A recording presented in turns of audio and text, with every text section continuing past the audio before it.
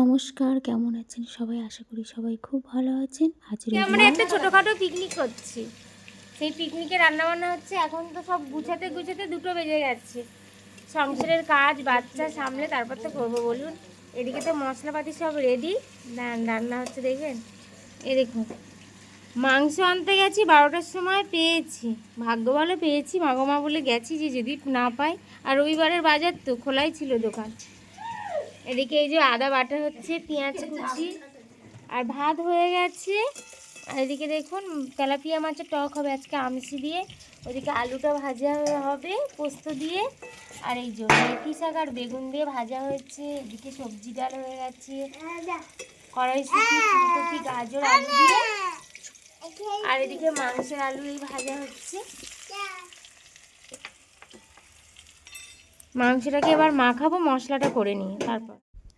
পিকনিকের জন্য আজকের মশলাপাতি সব কিছু শিলে বাটা হবে। বাইরে উনুনে রান্না হচ্ছে তো, তার জন্য সব কিছু বাইরে নিয়ে চলে এসেছি গুছিয়ে।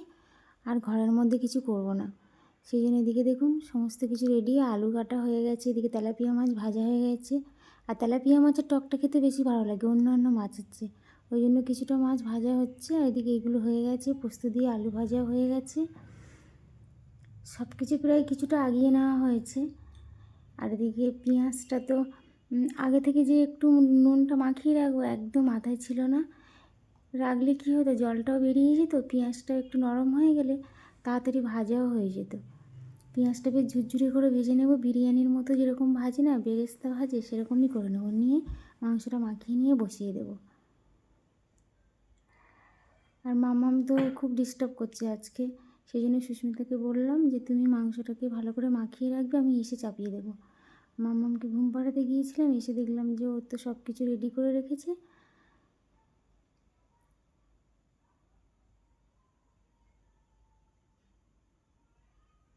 দেখুন কি সুন্দর মাংসটা লাগছে দেখতে মাখানোর পর। এতেই মনে হচ্ছে অর্ধেক রান্না হয়ে গেছে। এদিকে তো সুস্মিতার মেয়ে আমসিটাও মাখিয়ে রাখছে। আর বাচ্চাদের দেখবেন পিকনিকের সময় কিছু কিছু কাজ বললে ওরা বেশ আগ্রহভাবে করে, আর ভালোও লাগে ওদেরকে কিছু কিছু কাজ বলতে। ওরাও বেশ ভালো লাগে যে না আমাদের কিছু কাজ বলছে। আর আমসির জন্য এই যে ফোড়নে দিয়েছি শুকনো লঙ্কা, একটু সর্ষে, হলুদ, অল্প একটু লঙ্কার গুঁড়ো দিয়ে আমসিটা দিয়ে দিলেই হয়ে যাবে। আর মাছের টক তো বেশ খুব একটা সময়ও লাগে না।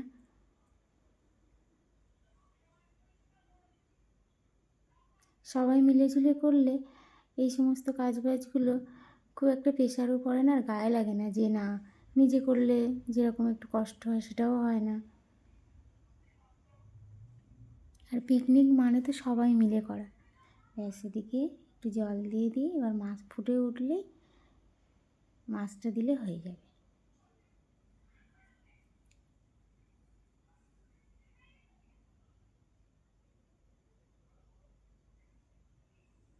এই দেখুন আমসি রেডি। ঘি দিয়ে দিয়েছি। আমাদের আজকে মাংসটা হাঁড়িতে হবে, হাঁড়ি দিয়ে হাঁড়ির মাংস। ওই যা তেজপাতা দিয়ে দিলাম, বাবা রান্না করে নিয়েছে, ঠিক আছে। এই গোটা গরম মশলা দিলাম ফোড়নে। আজকে আমরা হাঁড়িতে চিকেন করবো। হ্যাঁ তুই খা, পেঁয়াজ ভাজা খা, হেভি লেগেছে। এই দেখুন মাংসটা ম্যারিনেট করা হয়েছে কি সুন্দর করে, এতে অর্ধেক রান্না হয়ে গেছে। সমস্ত কিছু এর মধ্যে মাখানো আছে, টক দই, আদা, রসুন, ভাজা পেঁয়াজ, আর কিছুটা পেঁয়াজ রেখেছি। এর মধ্যে চাল দিয়ে দিলে তো বিরিয়ানি হয়ে যেত বলো। একদম তাই। এর মধ্যে আবার ভাত দিয়ে দিলে বিরিয়ানি কি সুন্দর হবে। বেশি জাল দেবে না যেন, আস্তে আস্তে করে কাটটা যাতে ধরে যায়। এবার লাস্টে আলুটা দিয়ে দেবো। দেখুন কি সুন্দর তেল বেরিয়ে গেছে, ঘি দেওয়া তো। আর দেখুন কি সুন্দর ফুটছে গো, দেখতে কি ভালো লাগছে। এবার এটা আস্তে আস্তে হবে, এবার ঢাকা দিয়ে দেবো, উপর দিয়ে আলু দিয়ে দেবো, আলুগুলোও সিদ্ধ হয়ে যাবে। জলটা কম দেবো, এই যে ভাজা আলু আছে।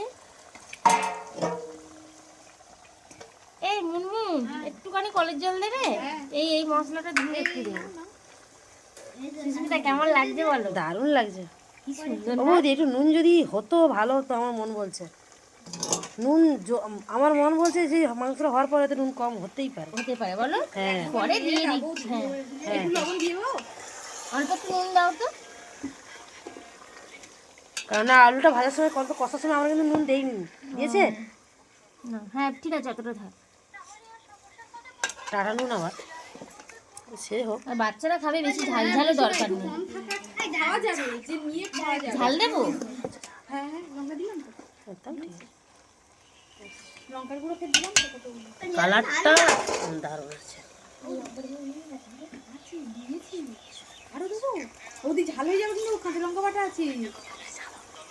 ভালো হয়নি, আরেকটু হলে ভালো হয়।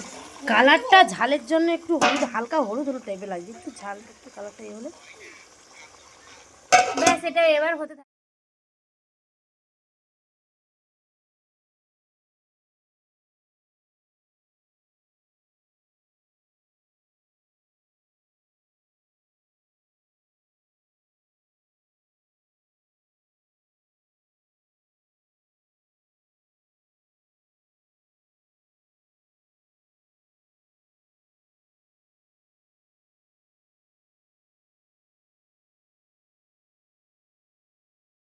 আজকে আমাদের পিকনিকে কলা পাতায় খাওয়া হবে। বাচ্চাদের আবদার যে আজকে পিকনিকে আমরা কলা পাতায় খাবো। আর কলা পাতায় খেতে বেশ মজা বলুন। আর মুনমুন তো ভাত দেওয়া শুরু করে দিয়েছে। এই যে দেখুন, এই ছোট্ট পাতাটা, এটা আমার মাম্মামের জন্য ওরা রেখেছে। বললো মাম্মাম ঘুম থেকে উঠলে এটা ওর জন্য, ওকে দেবে অল্প একটু ভাত, দেখবো ও কী করে। ঝুরঝুরে আলু ভাজা পড়ে গেছে, সবজি ডাল।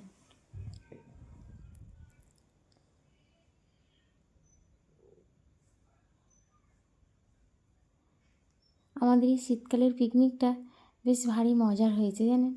সব কিছুই শীতের সবজি দিয়েই হলো। মেথি শাক ভাজা হয়েছে বেগুন দিয়ে, তারপর সবজি, সমস্ত রকম সবজি দিয়ে ডাল হয়েছে। আর একটু লোকজন বেশি হলে হয়তো ভালো হতো।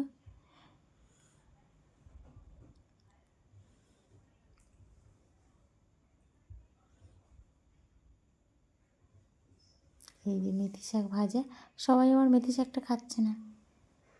ছোটো দুটো বাচ্চা তো বললো আমি খাবো না। এই মেথি শাক বেগুন দিয়ে ভাজার প্ল্যানটা আমাদের মুনমুনের, এর আগে আমি কখনো খাইনি জানেন। আমি মেথির পরোটা খেয়েছি, সব সময়ের জন্য আমি কী করতাম জানেন, মেথির পরোটাটাই খেতাম। ও বললো যে বৌদি মেথি শাক দিয়ে বেগুন দিয়ে ভাজা ভাজা হবে। আমি বললাম মেথি শাক দিয়ে বেগুন? বলে হ্যাঁ, তুমি তো কোনোদিনও খাওনি, তোমাকে আমি খাওয়াবো।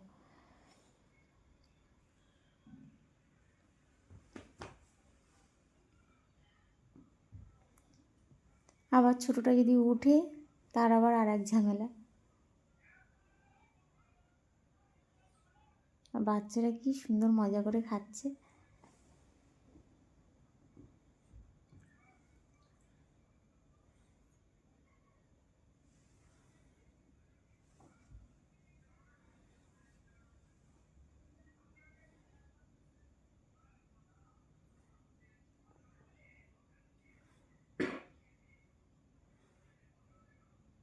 আর আমি তো শুধু ওদেরকে তাড়া দিচ্ছি যে একটু জোরে জোরে খাও, জোরে জোরে খাও।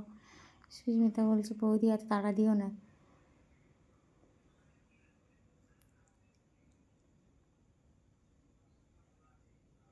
মাছ খেলো না, একেবারে মাংসে চলে গেল। যতই যাই হোক জানেন তো, বাচ্চারা মাংস ছাড়া ওরা কিছুই চায় না। আমাদের বড় মাম্মা যখন ছোটো ছিল, হাজার একটা রান্না হলেও সেটা খাবে না, প্রথমেই বলবে আমি মাংস দিয়ে ভাত খাবো।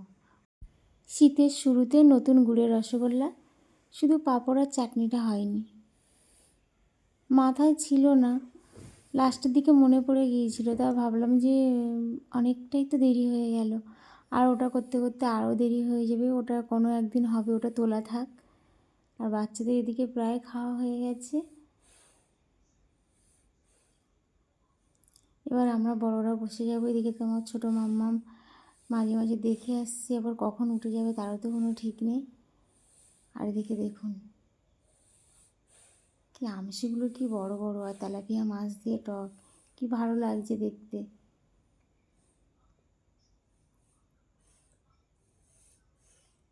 আর আমি তো বসে গেছি, বললো বৌদি তুমি বসো, আমরা বসছি একটু পরে কারণ আমার মাম্মাম উঠে যাবে। আর দেখুন আমার তো পুরো কি সুন্দর করে সাজিয়ে দিয়েছে ওরা, মেথি শাক ভাজা সব কিছুই। আজ তাহলে আসি, সবাই সুস্থ থাকবেন, ভালো থাকবেন। দেখা হবে পরের কোনো একটা ব্লগে। বড়দের প্রণাম আর ছোটদের অনেক অনেক ভালোবাসা।